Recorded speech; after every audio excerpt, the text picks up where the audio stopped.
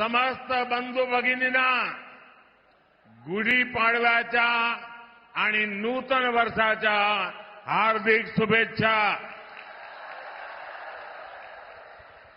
साथियों, 2024 लोकसभा चुनाव स्थिरता बनाम अस्थिरता के बीच का चुनाव है।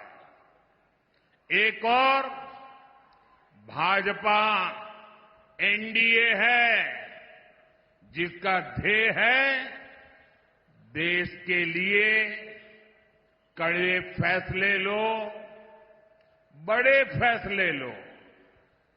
दूसरी ओर कांग्रेस और इंडी गठबंधन है जिसका मंत्र है जहां भी सत्ता पाओ खूब मलाई खाओ।